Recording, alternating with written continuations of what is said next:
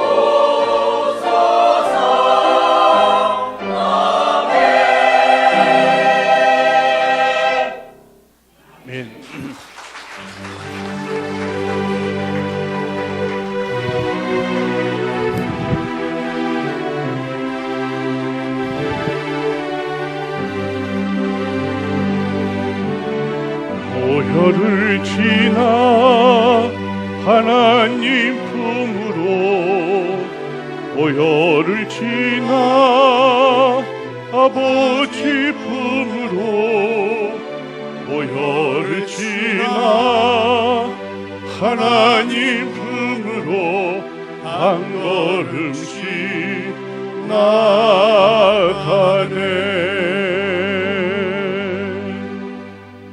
하나님을 믿고 그리스도를 따르는 여러분을 이 거룩한 식탁에 초대합니다. 함께 교독하겠습니다. 예수께서 이르시되 나는 생명의 떡이니 내게 오는 자는 결코 줄이지 아니할 터이요 나는 하늘에서 내려온 살아있는 떡이니 사람이 이 떡을 먹으면 영생하리라. 내 살을 먹고 내 피를 마시는 자는 영생을 가졌고 마지막 날에 내가 그를 다시 살리리니 내 살을 먹고 내 피를 마시는 자는 내 안에 거하고 나도 그의 안에 거하나니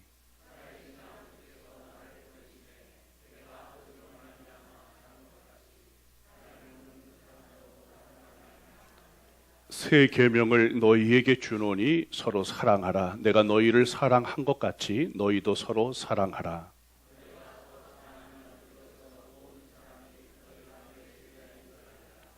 아멘. 우리 함께 회개 기도를 하겠습니다. 거룩하사 이 만민을 지으신 모든 세계를 심판하시는 하나님의 뜻대로 살아야 할 피조물입니다. 하나님은 창조주십니다. 믿음의 선배들 가운데 하나님의 말씀을 지키지 못하다가 하나님의 심판을 받은 바벨론 70년의 유다 백성들을 기억합니다. 나라가 약해서 지혜가 없어서 탐욕적이어서 하나님의 말씀이 없어서 말씀대로 살지 못해서 말씀을 거역해서 멸망했습니다. 하나님의 말씀을 거역하고 우리의 언행 심사에 있어서 주님의 영광을 가린 죄를 회개합니다. 자비로우신 주님, 긍휼의 주님, 우리를 불쌍히 여기시고 예수님의 십자가의 보혈의 피의 은혜로 지은 죄를 용서하여 주옵소서. 이제부터 새로운 믿음과 변화된 모습으로 하나님의 영광을 위하여 살게 하여 주옵소서. 우리를 구속하신 예수님의 이름으로 기도합니다. 아멘.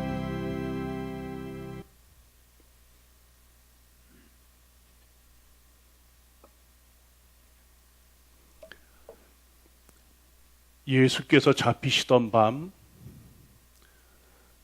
떡을 손에 드시고 감사 기도를 드리신 다음 제자들에게 주시며 말씀하셨습니다. 받아 먹어라. 이는 너희를 위하여 내어주는 나의 몸이니 먹을 때마다 나를 기억하여라. 식후에 주님께서 잔을 드시고 감사 기도를 드리신 후 제자들에게 말씀하셨습니다. 이 잔을 마시라. 이는 죄 사함을 얻게 하려고 많은 사람을 위하여 흘린 새 언약의 피니 이것을 마실 때마다 나를 기념하여라. 기도하겠습니다. 빵과 포도주를 성령께서 거룩히 구별하여 오늘 이 빵과 포도주를 대하는 그 순간 내 안에 예수 그리스도가 예수 안에 내가 사는 새 역사를 경험하게 하소서. 예수님의 이름으로 기도합니다.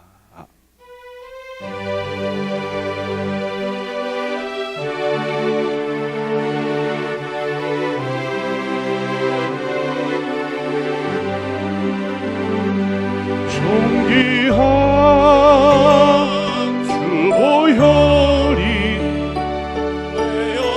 살입니다.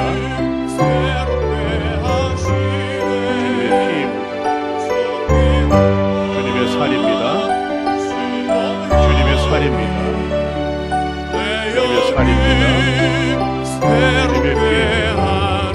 다시 한번 주님의 살입니다.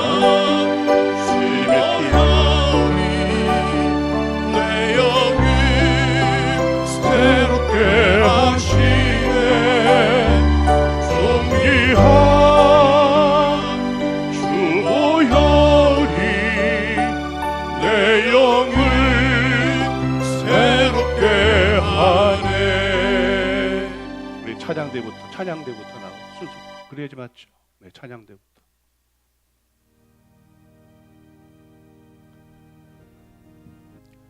여러분들 반주와 함께 조용히 묵상하시면 되겠습니다. 여러분 순서가 오기 전까지 깊이 묵상해 주시기를 바랍니다.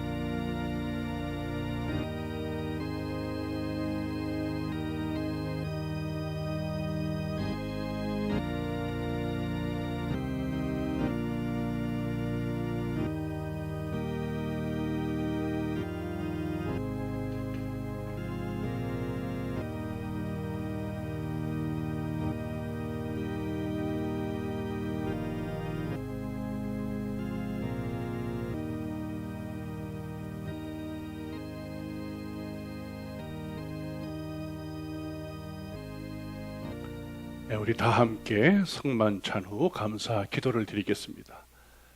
영원하신 하나님, 구원의 신비를 저희에게 보여주시고 생명의 양식과 성령을 부어주시니 감사합니다. 성찬에 참여한 저희로 하여금 자기의 십자가를 지고 주님을 따르게 하시며 이제 세상에 나갈 때 주님의 일꾼으로 희생하게 하옵소서. 저에게 새 삶을 주신 예수 그리스도의 이름으로 기도합니다.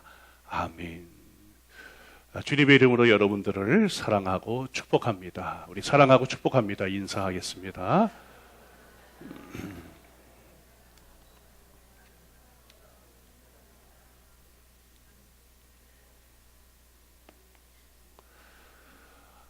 요즘 목양실을 방문해 주시는 분들이 목사님 목양실 바뀌었네요가 인사합니다. 그동안 얼마나 목양실이 지저분했으면 목사님이 목양실을 바꾸어 놓으니까 인사가 목양실이 깨끗해졌네요, 새로워졌네요가 저를 바라보는 성도들의 인사입니다. 그동안 몇 번 제 아내를 통해서 목사님 목양실 좀 정리정돈 하시죠.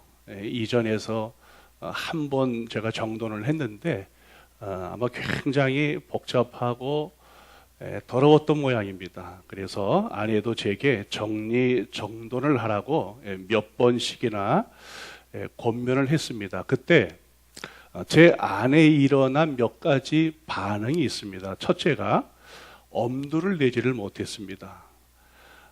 이제는 들어서 옮기고 나르고 빼고 다시 넣고 하는 것이 귀찮은 나이예요.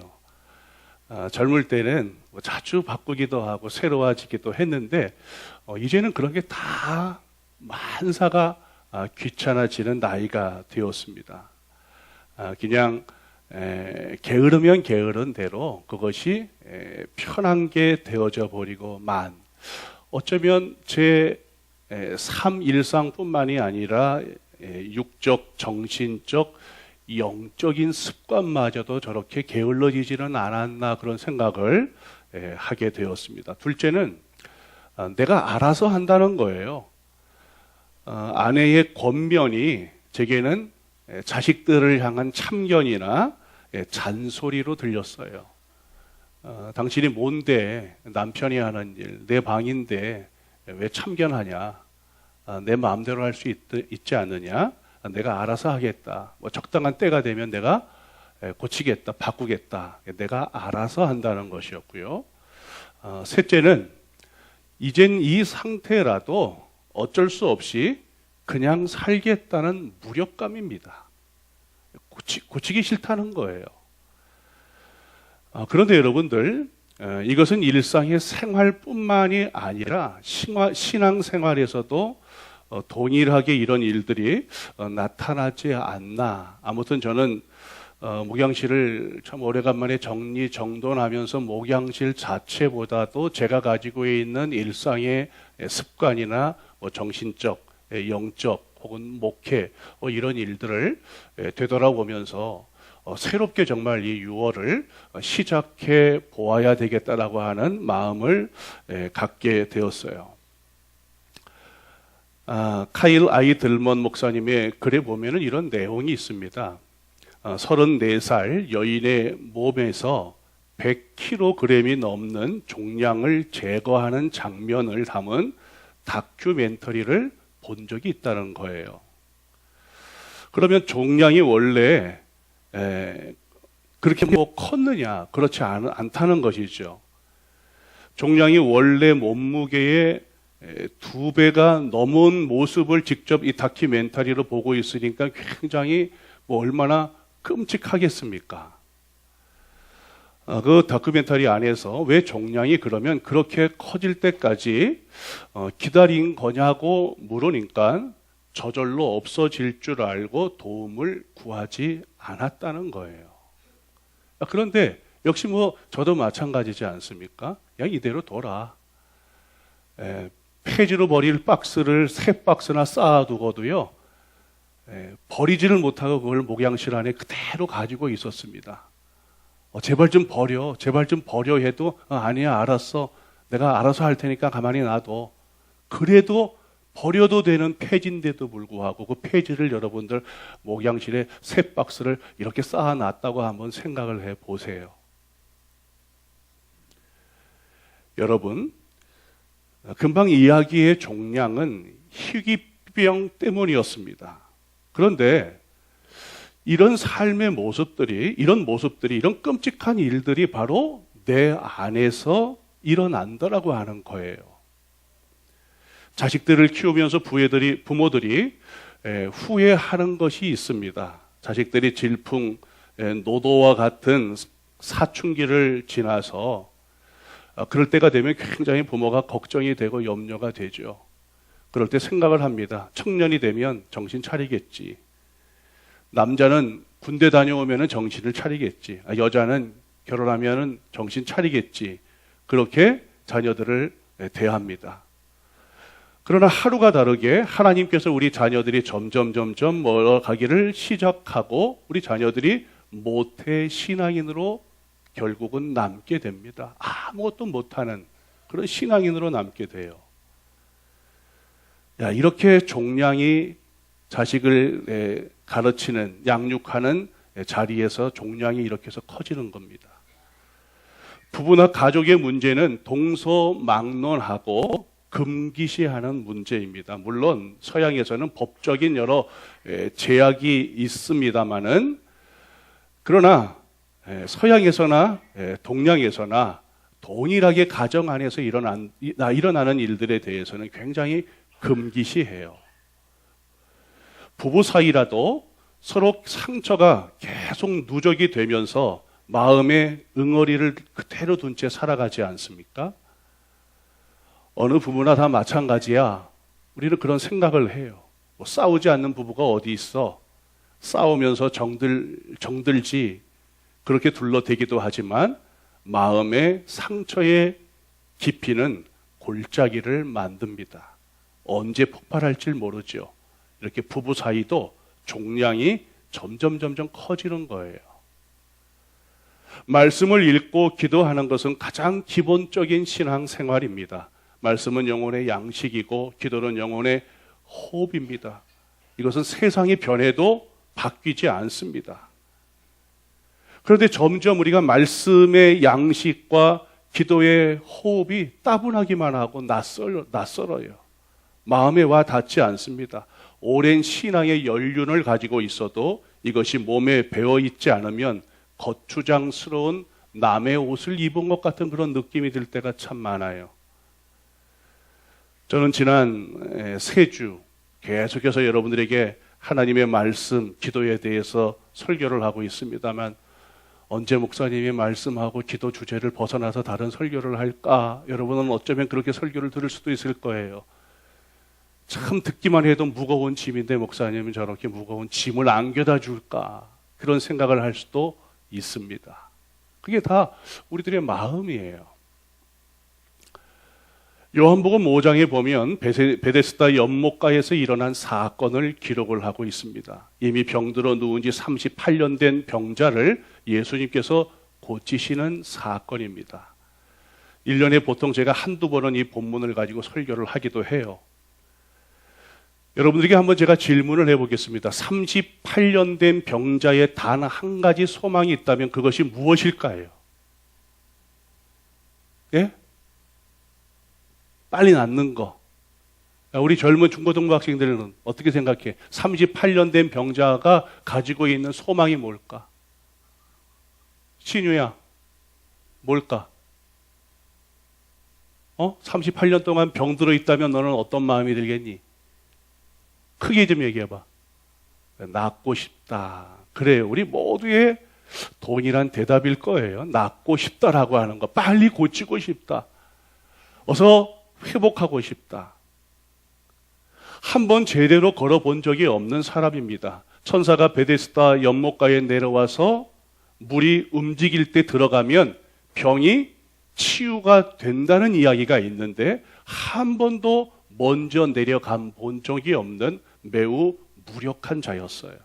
무력한 병자죠. 걷거나 뛸 수가 있다면 남보다 재빠르게 물이 동할 때 내려가 보겠는데 그것이 38년 된 이 병자의 상태로 보아 말이나 마음 먹은 대로 되지는 않는 것입니다. 전혀 불가능해요. 누가 도와만 주어도 베데스다 연못가로 뛰어들고 싶은 마음 열망뿐이겠죠. 그래서 병에서 치유받고 싶은 마음뿐이겠죠. 그러나 여러분들 정말 그럴까요? 정말 고치고 싶을까요? 여러분들, 제가 아내가 제게 방 좀 제발 정리정돈하라 지저분해도요. 맞아, 깨끗이는 해야 되는데 해도 여러분들 제대로 깨끗이 치워본 적이 없어요. 요한복음 5장 5절 6절에 보면 예수님은 38년 된 병자를 아시고 그랬어요. 아시고. 병자의 마음, 병자의 육신, 정신, 생각, 의지를 다 아셨습니다. 그리고 예수님께서 질문을 하시는데 어떤 질문을 하냐 하면 내가 낫고자 하느냐 이런 질문을 해요. 아니, 이런 엉뚱한 질문이 어디 있어요? 다 지금 여러분들이 이야기했잖아요. 낫고자 한다고, 치료받고자 한다고. 그런데 내가 낫고자 하느냐라고 예수님은 질문을 하셨어요. 아니, 너무 당연한 것을 어떻게 예수님이 질문을 할 수가 있을까? 38년 된 병자에게 소원 하나가 있다면 그것이 낫는 거지. 아니, 예수님은 그것도 모르고 내가 낫고자 하느냐 이런 질문을 하실까? 요즘 부쩍이나 저도 자꾸만 이 체중이 늘어가는데 여러분들이 제게 목사님 살 빼고 싶으세요? 이렇게 제게 물으면 저는 여러분들에게 뭐라고 대답을 할까요? 예? 그렇죠. 빼고 싶다고 그러죠. 살 좀 한 5kg에서 10kg 정도 그냥 뺐으면 정말 좋겠어요. 그러면 제가 여기서 막 날아다닐 것 같아요. 빼고 싶습니다. 여러분, 이것이 당연한 제 생각이에요. 빼고 싶은 것, 낫고 싶은 것, 회복하고 싶은 것. 저뿐만이 아니라 우리 모두의 생각입니다. 그런데 예수님은 38년 된 병자에 누운 것을 아시고 그랬어요. 무엇을 아셨을까? 고통을 알았어요. 38년 동안 그가 겪었을 고통, 좌절, 아픔, 소외감, 그의 질병의 무거운 짐 아셨어요. 그런데 우리 예수님께서 또 하나 아신 게 있어요. 38년 된 병자도 잘 모르는 38년 그 시간만큼이나 더 깊숙이 뿌리내리고 또 뿌리내리고 완고해진 질병 하나가 더 있었습니다. 38년 동안 누워 지내다 보니까 누워있는 그 병상이 친숙하고 익숙해진 거예요. 낫기를 원하는 마음이 있는 게 아닙니다. 그게 더 친숙하고 익숙해진 거예요. 그의 유일한 삶이 바로 병상입니다. 그의 집이 병상이에요. 그를 둘러싼 모든 환경이 병이에요. 그래서 그 병과 너무나 익숙해진 거예요. 너무 친숙해진 거예요. 우리는 다 낫고자 하는 희망이 있을 거야. 고침받고자 하는 열망이 있을 거야. 회복하고자 하는 그런 꿈과 기대가 있을 거야. 그렇게 생각을 다 하지만요, 아니에요. 예수님이 그걸 아셨어요. 그래서 예수님이 질문하는 거예요. 내가 낫고자 하느냐? 너 정말 낫고자 하느냐? 라고서 예수님이 질문하는 겁니다. 오늘 여러분들이 이 시간에 변화받기를 위해서 나온 것처럼 여겨지고 오늘 말씀을 듣고 나는 내일부터 새로운 삶을 살 거야 하지만요, 정작 우리의 더 깊숙한 뿌리는요, 전혀 움직이지 않으려는, 목사님께서 강단에서 하나님의 말씀을 들려줘도 내 마음 안에 내 깊숙이 이 육성 안에 깊이 뿌리 내린 하나의 병이 뭐냐 하면 나는 변하지 않겠다는 거예요. 듣지 않겠다라고 하는 겁니다. 이 38년 된 병자의 모습과 우리는 똑같아요. 다르지 않습니다. 제가 한번 정리동동 해볼까 해도 여전히 방치하고 그대로 사는 것처럼 우리 모두가 다 그렇게 살아갑니다. 이렇게 살다가는 안 돼. 이렇게 살다가는 영적으로 죽어. 빨리 뛰쳐나와야지. 수십 번 결심하고 결단을 합니다. 그러나 고쳐지지가 않아요.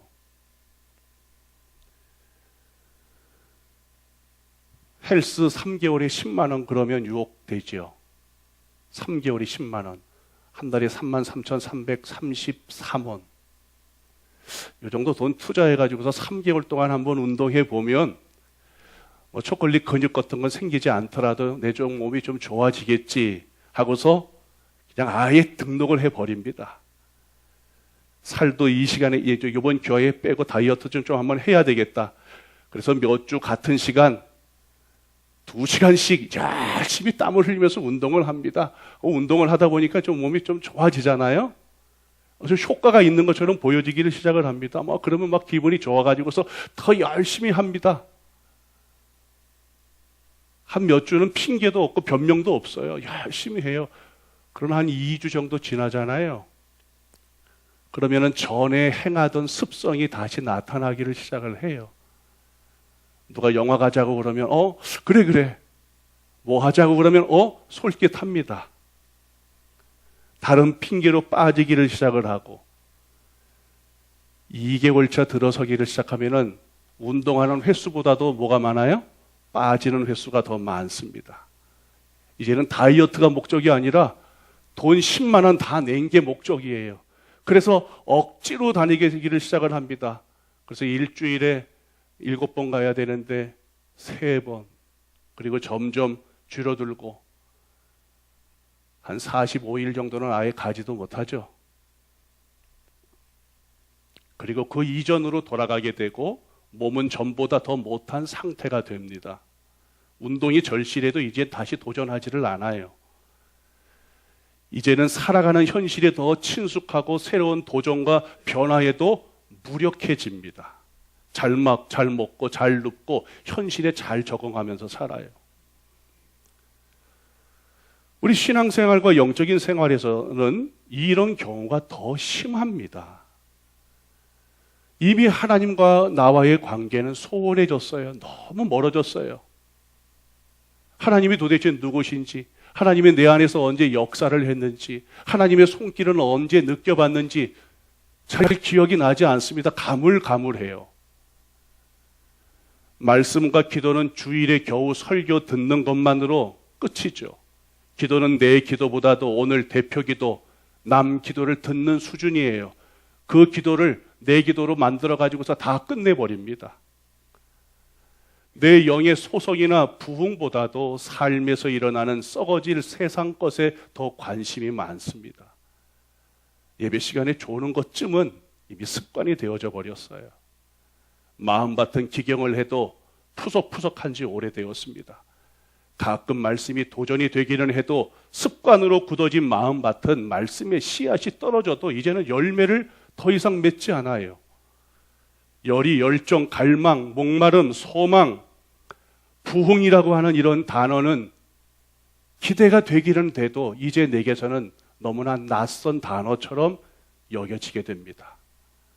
남들이 내 신앙의 단면이라도 알면 부끄러울까봐 경건의 흉내만 낼 정도가 되었어요. 기도해야지 해도, 말씀을 읽어야지 해도, 경건의 훈련을 통해서 능력을 갖추자 몇 번 결심을 해도 새로운 도전, 새로운 변화보다 어제 살았던 대로가 더 익숙한 겁니다. 그냥 어제 살던 대로 살겠다는 겁니다. 이젠 전혀 의지가 없어요. 베데스다 연못가에 38년 된 병자를 향해서 예수님이 내가 낫고자 하느냐라고 하는 것은 지금 여러분과 나눈 이 이야기들을 하고 있는 거예요. 예수님께서. 내가 낫고자 하느냐. 우리는 다 나을 것 같은 기대가 있다고, 다 치료를 하고 싶은 욕망, 열의가 있을 거라고, 다시 소상하고 부흥하고 정상인이 되고 싶은 열망이 우리보다도 더할 거라고 그렇게 우리가 다 믿고 있지만, 예수님의 눈에는 38년 된 병자가 그렇게 보이지 않았어요. 낫고자 하지 않았던 거예요. 고치고자 하는 마음, 의지가 없었던 거예요. 새로운 삶에 대한 흥분, 기대, 변화, 모험, 도전, 개척 없었던 거예요. 너무 오랫동안 이것도 저것도 아닌 회색 지대에 살고 있지는 않니라고 예수님이 질문을 하는 겁니다. 비정상적인 상태가 정상으로 알고 살아가고 있지는 않니? 회색이 모든 세계 잣대로 만들고 살고 있지는 않니? 여러분, 예수님이 내가 낫고자 하느냐라고 하는 이 질문에 여러분들 어떻게 대답을 해야 되죠? 제가 질문해 보겠습니다. 여러분들 낫고자 하십니까? 여러분들은 아멘이라고 대답을 했네요. 그런데 여러분들 요한복음 5장에 보면 내가 낫고자 하느냐라고 하는 이 질문에 그렇습니다. 더 이상 예수님께서 회색지대에 머뭇머뭇거리지 말고 거기서 뛰어나오라라고 하는 이런 이야기예요, 이게. 그렇다면 내가 낫고자 하느냐라고 하는 그 질문을 빨리 캐치하고 여러분처럼 아멘, 그렇지 않으면 아니요, 이렇게 대답을 해야 돼요. 그런데 성경에 보면은요, 그런 대답이 나와 있지 않습니다. 주여, 물이 움직일 때에 나를 못에 넣어주는 사람이 없어서 내가 가는 동안 다른 사람이 먼저 내려갑니다. 여러분들이 이 설교 시간에는 다 아멘이라고 대답을 했지만요, 여러분 일상으로 돌아가면은요, 내가 낫고자 하느냐? 오늘 이 예배 마치고 난 다음에 이 질문에 대해서 여러분들의 대답은 예가 아니에요. 똑같아요. 38년 된 병자처럼 예수님 내가 고치고 싶은데요, 나보다 물에 먼저 내려가는 사람이 있어요. 늘 우리는 핑계가 있고 변명이 있습니다. 제가 지금 4주 동안 계속 이야기하고 있어요. 너무 우린 이유가 많아요. 이렇게 변명이 많습니다. 내가 낫고자 하느냐 그러면 예! 하고서 내 의지의 결단을 보여주면 내가 새로운 삶으로 변화가 되는데, 우리는 계속해서 이유를 만들고 또 핑계를 만들고 변명을 만들어냅니다. 내가 낫고자라고 하는 이런 희망의 메시지에 대해서도 우리는 이유를 만들어서 내 절망을 타당화시켜요. 내가 하지 못하는 일을 타당화시킵니다. 내가 변하지 못하는 이유에 대해서 합리화를 시켜요. 예든 아니든 대답하면 되는데 우리는 다 38년 된 병자처럼 대답한다는 거예요.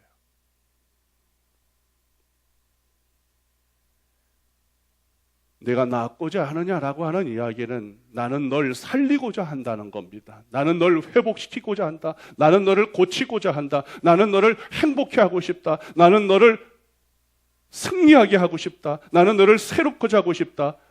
나는 너를 부욕고자 하고 싶다. 이 말이에요. 그런데 우리는 예라고 대답을 정말 못하는 거예요. 아멘이라고 대답을 못하는 것입니다. 여러분, 오늘 여러분들의 마음을 한번 잘 진단해 보시기를 바랍니다. 예수님이 죽으시고 부활을 하셨습니다. 그러나 제자들에게는 예수님의 죽음이라고 하는 기억이 트라우마로 자리 잡고 있었어요. 끝인 것이죠. 절망이 그들을 사로잡았어요. 아무것도 할 수 없는 무력감이 그들을 사로잡았습니다. 예수님은 부활하셨어요. 부활 후에 예수님이 보여주신 영적인 확신과 도전은 제자들의 새 길을 여는데 충분했습니다. 부활이면 충분하지요. 그리고 부활 후 40일 동안 예수님은 제자들과 함께 했어요. 너무나 행복했어요. 예수님이 죽음을 정복하고 어둠을 정복하고 불가능을 정복하고 예수님이 부활하시고 그 부활하신 예수님께서 자신들과 40일을 함께 했는데 얼마나 행복했습니까? 자신감이 회복되기를 시작하고 믿음이 회복되기를 시작하고 예수님은 부활해서 제자들을 방문했을 때 무엇보다도 너희 가운데 평강이 있을지어다. 두려워하고 불안한 제자들이었기 때문에 예수님은 제일 먼저 평강을 외쳤어요. 평강해졌을 거예요. 그리고 예수님은 승천하셨습니다. 큰 기쁨으로 예루살렘으로 돌아와 성전에서 하나님을 찬송했어요. 그러나 몇 시간도 지나지 않았을 겁니다. 단언컨대 몇 시간도 지나지 않았을 거예요. 얼마 지나지 않았을 것입니다. 난감했어요. 예수님이 없어요. 부활하신 예수님이 없어요. 두려움이 몰려오기를 시작을 합니다. 예루살렘의 위협을 기억하기를 다시 시작을 해요. 여러분들 좋은 일 9가지보다 나쁜 일 1가지 뭐 생각하죠? 한 주간 동안? 뭐 생각하세요? 예? 대답을 해주세요.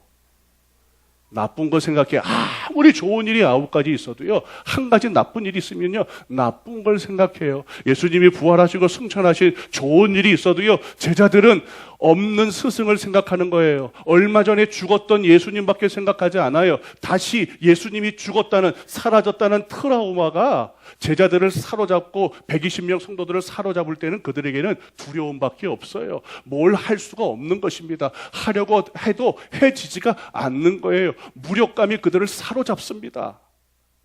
가능해지지 않아요. 이제는 불가능한 겁니다. 바깥으로 뛰쳐나가고 싶은 용기 다 사라져버리고 없어요. 승천하셨을 때 예수님 예루살렘에 돌아와서 하나님을 찬양하기는 했어도 예수님이 없다는 불안이 엄습한 그 순간에 무력감이 이 제자들을 사로잡습니다. 이대로 가다가는 마가의 다락방이 38년 된 병자의 병상처럼 될 거예요. 베데스다 연못이 38년 된 병자를 둘러싼 것처럼 인생의 절망이, 무력함이 이 제자들을 둘러쌀 겁니다. 두려움과 불안이 집이 되고 절망이 운명이 될 수밖에 없는 그런 위기의 순간입니다. 그러나 여러분들, 예수님은 승천하시기 전에 제자들에게 분명 약속한 말씀이 있어요. 누가복음 24장 49절에 볼지어다 내가 내 아버지께서 약속하신 것을 너희에게 보내리니 너희는 위로부터 능력 입힐 때까지 이 성에 머물라. 사도행전 1장 4절에는 사도와 함께 모이사 그들에게 분부하여 이르시되 예루살렘을 떠나지 말고 내게서 들은 바 아버지께서 약속하신 것을 기다리라.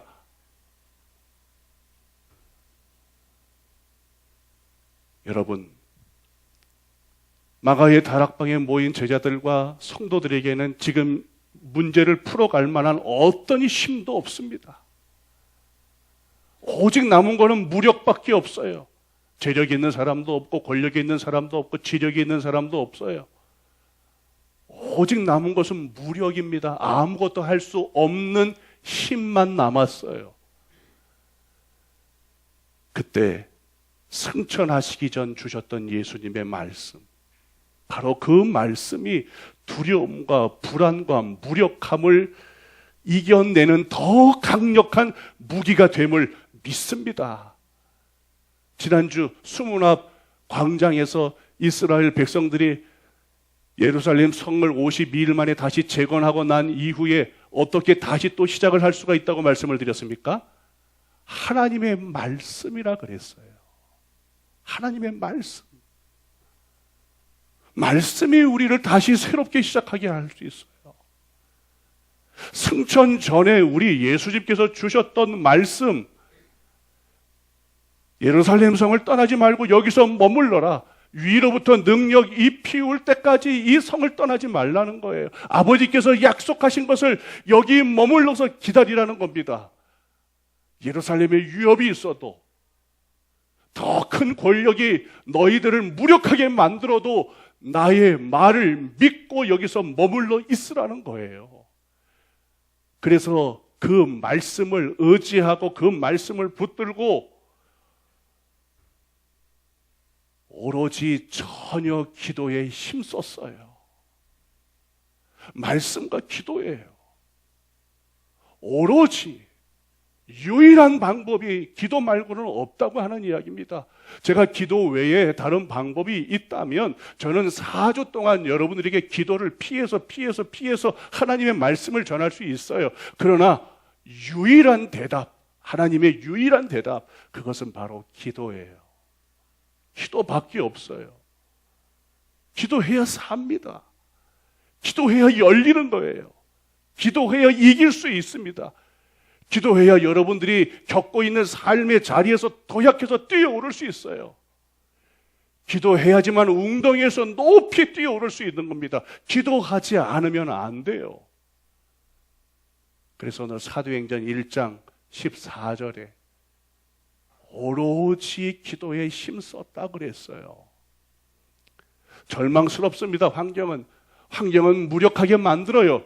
그러나 예수님의 말씀에 의지해서 오로지 유일한 길이 기도밖에 없다고 하는 믿음을 가지고 기도했어요.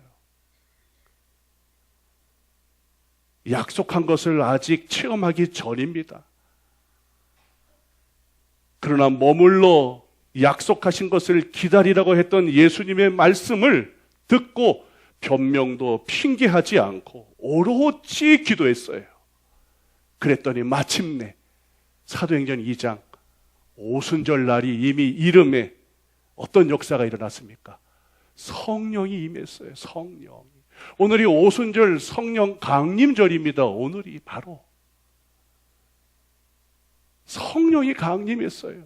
무력한 이 제자들이 성령을 입었더니요, 성령이 마음 안으로 몸 안으로 들어왔더니 여러분들 어떻게 되었습니까? 세상에서 가장 강한 자가 되었어요. 세상에서 가장 없고 가장 부끄럽고 가장 나약하고 가장 힘없던 자들이, 이 세상을 향해서 싸울 만한 힘 하나 가지고 있지 못했던 자들이 성령 충만한 이후로 이 세상을 뒤집어 엎는 제자들이 되었습니다. 거기에는 오로지 약속의 말씀을 믿고 기도한 성도들이 있었다는 거예요. 완고함이 깨어졌습니다. 두려움이 깨어졌습니다. 자녀들은 예언을 하고 젊은이들은 환상을 보고 늙은이들은 꿈을 꾸게 되었어요. 오늘 우리가 어떻게 자녀들이 예언을 하고 젊은이들이 환상을 보고 늙은이들이 꿈을 꾸겠습니까? 우리는 지금 아무런 희망 없이 어둠의 한복판에서 절망에 둘러싸여서 살고 있는데, 꿈은 무슨 꿈? 이런 시대에 살아가고 있어요. 꿈을 잃은 지 너무나 오래되었습니다. 하나님의 약속을 믿는 예언도 이미 다 사라져버리고 없어요. 늙은이들이 무슨 꿈을 꿉니까?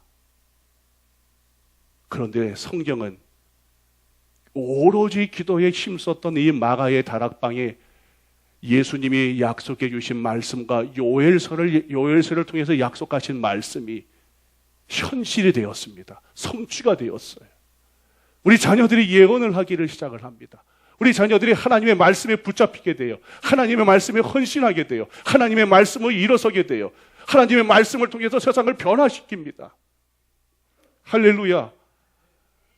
젊은이들은 환상을 보기를 시작해요. 헬 조선이 아닙니다. 우리의 삶이 힘들고 어려운 바로 이 현실 속에서 하나님이 내게 주시는 환상을 보는 거예요. 꿈을 꾸는 거예요. 머리가 하얀 어르신들도, 우리 어른들도 꿈을 꾸는 겁니다. 바로 지금 오늘 오로지 기도밖에 없습니다. 여러분, 기도 못한다고 하지 마세요. 여러분, 갓난아기가 호흡을 못합니까? 제가 오늘 예배를 드리는 시작부터 지금 시간까지 여러분 가운데 숨을 쉬는데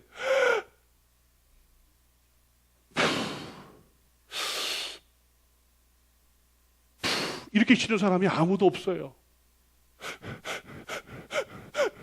이렇게 숨을 쉬는 사람도 아무도 없어요. 여러분에게 호흡이 어렵지 않아요. 호흡을 하면서 생각도 하고 말씀도 듣고 손도 움직일 수 있고 눈도 깜짝일 수 있어요. 기도는 어려운 게 아닙니다. 영혼의 호흡이에요. 어려운 게 아니에요.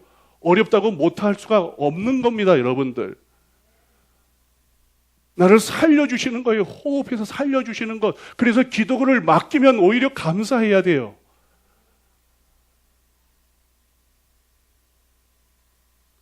금요일 저녁에 여러분들 우리 장로님부터 시작해서 우리 2016년도 임직한 우리 권사님들까지 순서를 맡으셔가지고 다 기도하는데 왜 못 나오죠, 여러분들?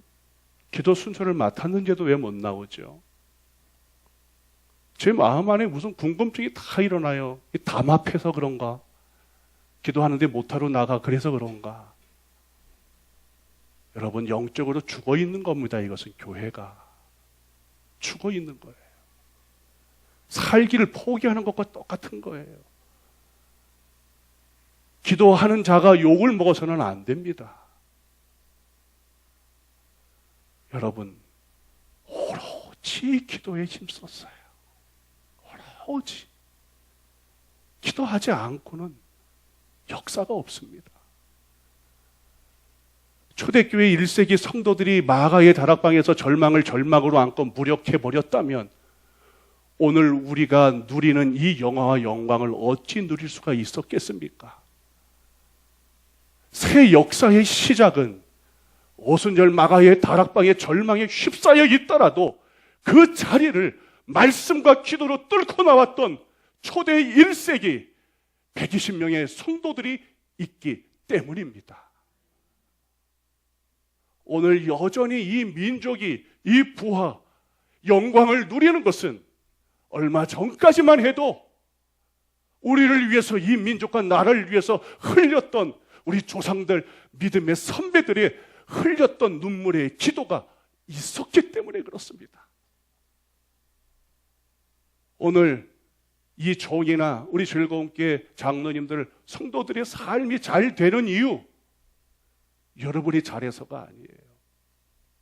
제 아버지가 기도하고 장로님의 아버지가 기도하고 여러분의 믿음의 선배들인 우리의 조상들이 기도해서 그런 겁니다. 여러분 자녀들에게 여러분들은 무엇을 물려주겠어요? 우리가 누렸던 이 영화와 영광을 자녀들에게 고스란히 물려주기를 원하신다면 오로지 기도의 자리로 나와야 합니다.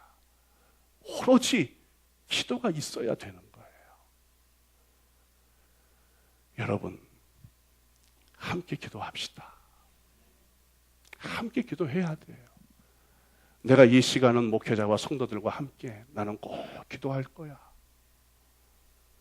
한 주간에 한 번이라도 새벽이든 저녁이든 나는 이 시간에 집에서 기도해도 돼. 그게 아니라 나는 함께 성도들이 함께 기도하는, 목회자가 손을 들고 기도할 때 나는 양 옆에서 목회자의 손을 받들어 줄 거야. 동력자가 나는 될 거야. 여러분, 그래야 교회가 부흥을 기대하죠. 그래야 교회가 앞날에 대한 희망을 여러분을 기대할 수 있는 것이죠. 기도해야 다시 우리 안에 오신 성령께서 역사하십니다. 우리 찬양합시다. 자녀들은 예언을 하고 정말, 우리 젊은이들은 환상을 보고, 우리 어른들은 정말 꿈을 꾸는 이 교회의 새로운 시작에 대해서 자, 여러분 더 이상 머뭇거리지 마세요. 더 이상 기도하지 말자고 하지 맙시다. 기도하지 맙시다 해보세요. 어떻게 정말 되는지. 여러분 같이 힘을 내어주시기를 원합니다.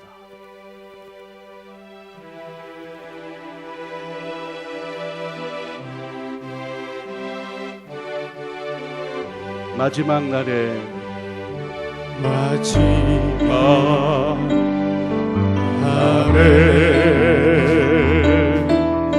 내가 나의 영으로 모든 백성에게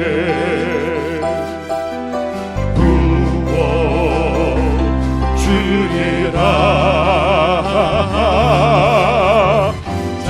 자녀들은 예언할 것이요 청년들은 환상을 보고 아비들은 꿈을 꾸리라.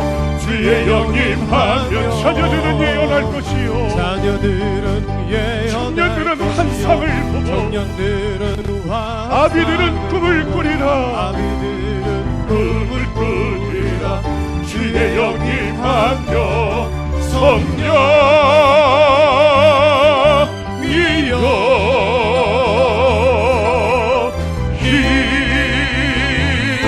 임하소서.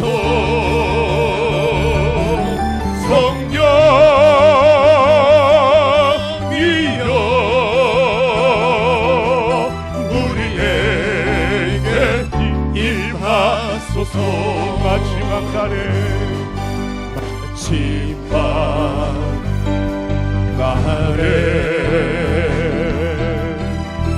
내가 나의 영으로 모든 백성에게 부어 주리라.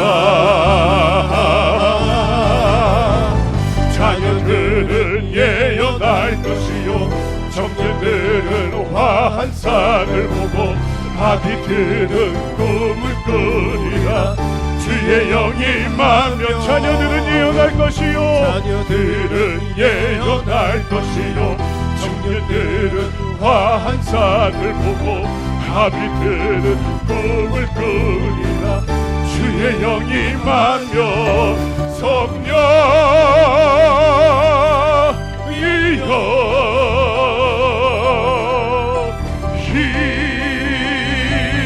임하소서.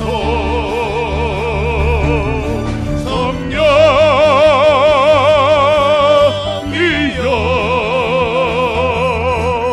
우리에게 임하소서. 자녀들은 예언할 것이요 자녀들은 예언할 것이요 청년들은 환상을 보고 아비들은 꿈을 꾸리라. 주의 영이 임하며 자녀들은 예언할 것이요 청년들은 환상을 보고 아비들은 꿈을 꾸리라. 주의 영이 임하며 성령이여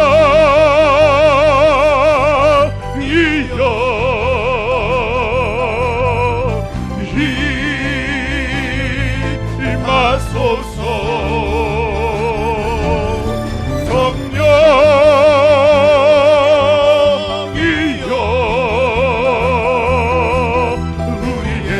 우리에게 임하소서. 성령이여 임하소서. 우리 다 함께 기도하겠습니다. 성령이시여